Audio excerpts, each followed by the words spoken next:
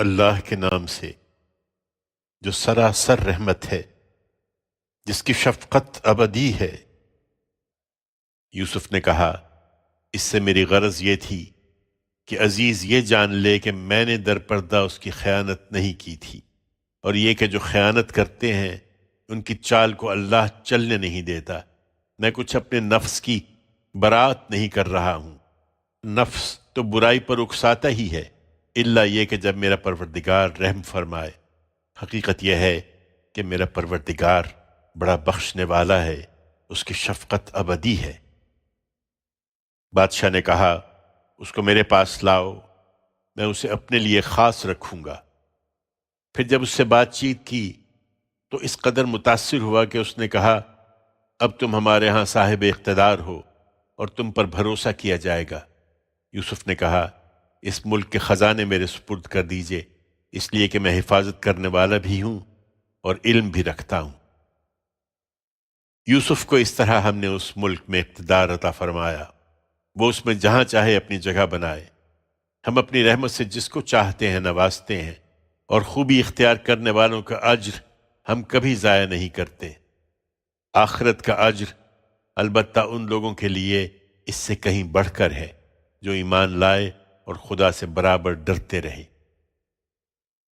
اس کے کئی برس بعد یوسف کے بھائی مصر آئے اور اس کے ہاں بھی حاضر ہوئے، تو اس نے انہیں پہچان لیا، مگر انہوں نے یوسف کو نہیں پہچانا۔ پھر ان کی واپسی کے وقت جب اس نے ان کا سامان تیار کرایا تو ان سے کہا، اب آؤ گے تو اپنے سوتیلے بھائی کو بھی میرے پاس لانا۔ دیکھتے نہیں ہو کہ میں غلہ بھی پورے پیمانے سے دیتا ہوں اور بہت اچھی میزبانی کرنے والا بھی ہوں، لیکن اگر تم اس کو میرے پاس نہیں لاؤ گے تو نہ میرے پاس تمہارے لیے غلہ ہے اور نہ تم میرے قریب پھٹکنا۔ انہوں نے کہا، ہم اس کے بارے میں اس کے باپ کو راضی کرنے کی کوشش کریں گے اور ہم یہ ضرور کر لیں گے۔ یوسف نے اپنے خدام سے کہا کہ ان لوگوں نے غلے کے عوض جو مال دیا ہے وہ چپکے سے ان کے کجاووں ہی میں رکھ دو۔ اس سے مقصود یہ ہے کہ جب وہ اپنے اہل و عیال میں پہنچے تو اسے پہچان لیں کہ انہی کا مال ہے جو انہیں واپس کر دیا گیا ہے، تاکہ وہ پھر آئیں۔ سو جب وہ اپنے باپ کے پاس لوٹے تو کہا، ابا جان، آئندہ ہم سے غلہ روک دیا گیا ہے، لہٰذا ہمارے بھائی بن یمین کو بھی ہمارے ساتھ جانے دیجئے کہ ہم اپنی سچائی ثابت کر سکیں اور غلہ لائیں۔ ہم اس کی حفاظت کا عہد کرتے ہیں۔ باپ نے جواب دیا، کیا میں اس کے معاملے میں بھی تم پر ویسا ہی بھروسہ کروں جیسا اس سے پہلے اس کے بھائی کے معاملے میں تم پر بھروسہ کر چکا ہوں؟ سو اللہ بہترین محافظ ہے اور وہ سب سے بڑھ کر رحم فرمانے والا ہے۔ اس کے بعد جب انہوں نے اپنا سامان کھولا تو دیکھا کہ ان کی پونجی بھی انہیں لوٹا دی گئی ہے۔ یہ دیکھ کر وہ پکار اٹھے، ابا جان، ہمیں اور کیا چاہیے؟ دیکھیے، یہ ہماری پونجی ہمیں لوٹا دی گئی ہے۔ اب ہم جائیں گے، اپنے اہل و عیال کے لیے رسد لائیں گے، اپنے بھائی کی حفاظت کریں گے، ایک بار شتر غلہ زیادہ حاصل کریں گے۔ یہ غلہ جو اس وقت ہم لائے ہیں یہ تھوڑا ہے۔ باپ نے جواب دیا، میں اس کو ہرگز تمہارے ساتھ نہ بھیجوں گا جب تک تم خدا کے نام پر مجھ سے عہد نہ کرو کہ تم اس کو ضرور میرے پاس واپس لاؤ گے، الا یہ کہ تم کہیں گھر جاؤ۔ سو اس کے اصرار پر جب انہوں نے اس کو اپنا پکا قول دے دیا تو اس نے کہا، یہ قول و قرار جو ہم کر رہے ہیں اس پر اللہ نگہبان ہے۔ پھر روانہ ہونے لگے تو اس نے ان کو ہدایت کی کہ میرے بیٹو، تم سب ایک ہی دروازے سے مصر کے دارالسلطنت میں داخل نہ ہونا، بلکہ الگ الگ دروازوں سے جانا۔ مجھے معلوم ہے کہ یہ محض ایک تدبیر ہے اور اللہ کے مقابل میں تمہارے کچھ بھی کام آنے والا نہیں ہوں۔ تمام اختیار تو اللہ ہی کا ہے، میں نے اسی پر بھروسہ کیا ہے اور بھروسہ کرنے والوں کو اسی پر بھروسہ کرنا چاہیے۔ چنانچہ جس وقت وہ شہر میں داخل ہوئے جہاں سے ان کے باپ نے ان کو ہدایت کی تھی، تو ایسا ہی تھا کہ اگر اللہ کی طرف سے ان کے لیے کچھ لکھا ہوتا تو اللہ کے مقابل میں وہ ان کے کچھ بھی کام آنے والا نہیں تھا۔ ہاں، بس یعقوب کے دل میں ایک خواہش تھی جو اس نے پوری کر لی۔ اس میں شبہ نہیں کہ وہ اس علم سے بہرہ مند تھا جو ہم نے اسے سکھایا تھا، مگر اکثر لوگ جانتے نہیں ہیں۔ اور یہ لوگ جب یوسف کے حضور پہنچے تو اس نے اپنے بھائی کو خاص اپنے پاس جگہ دی۔ پھر تنہائی کے کسی وقت میں اس نے اسے بتایا کہ میں تمہارا بھائی یوسف ہوں، سو جو کچھ یہ کرتے رہے ہیں اب اس کا غم نہ کرو۔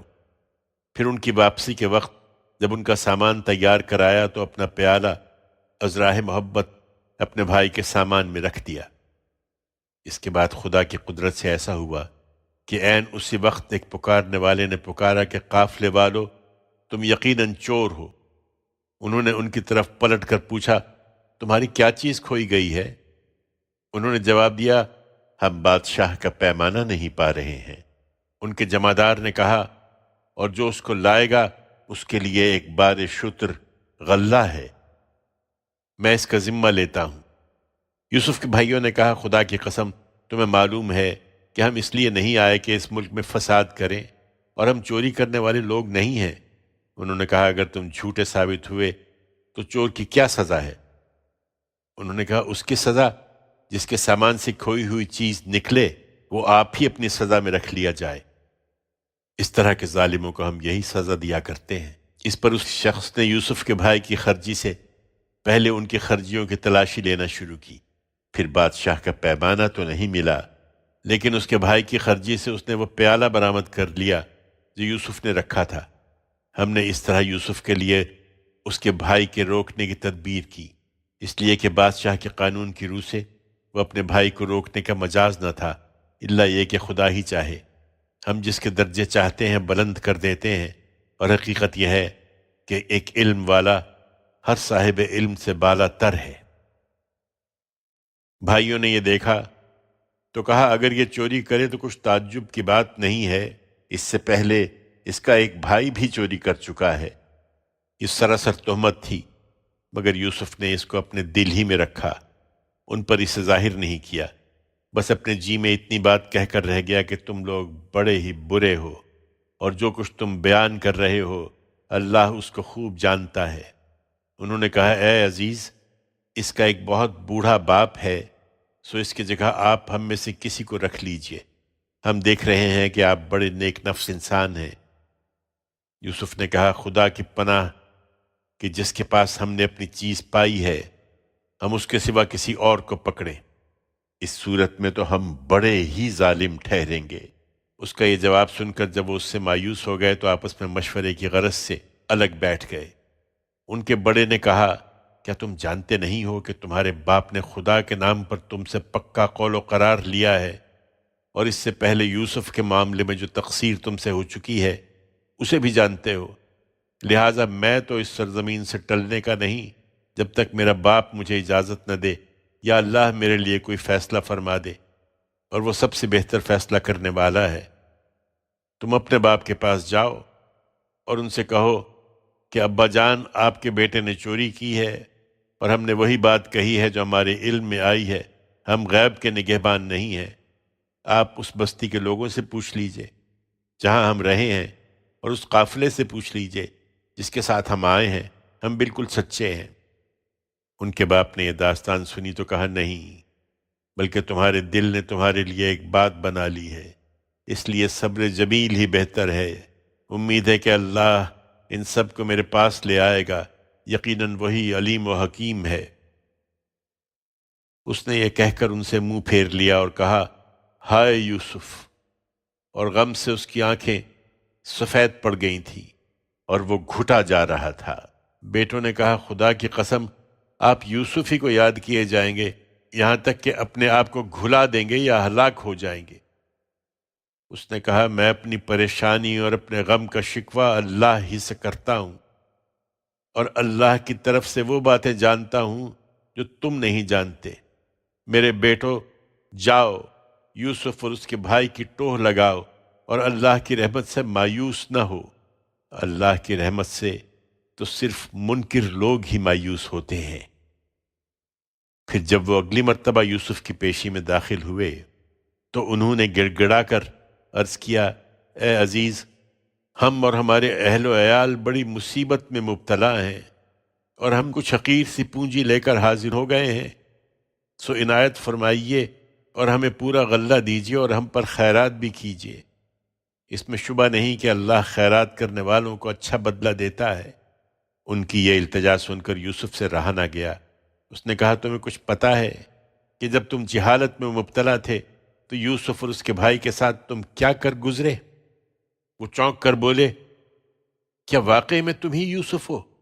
اس نے کہا، ہاں میں یوسف ہوں اور یہ میرا بھائی ہے، اللہ نے ہم پر عنایت فرمائی ہے۔ حقیقت یہ ہے کہ جو خدا سے ڈرتے اور ثابت قدم رہتے ہیں ان کا اجر انہیں لازماً ملتا ہے، اس لیے کہ اللہ ان لوگوں کا اجر ضائع نہیں کرتا جو خوبی سے عمل کرنے والے ہیں۔ انہوں نے کہا، بخدا کو شک نہیں کہ اللہ نے تم کو ہمارے اوپر برتری عطا فرمائی ہے، اور کچھ شک نہیں کہ ہم ہی قصوروار تھے۔ یوسف نے کہا، اب تم پر کوئی الزام نہیں، اللہ تمہیں معاف کرے، اور وہ سب رحم کرنے والوں سے بڑھ کر رحم فرمانے والا ہے۔ جاؤ، میرا یہ کرتا لے جاؤ اور اس کو میرے باپ کے چہرے پر ڈال دو، اس کی بینائی لوٹ آئے گی، اور اپنے سب اہل و عیال کو لے کر میرے پاس آ جاؤ۔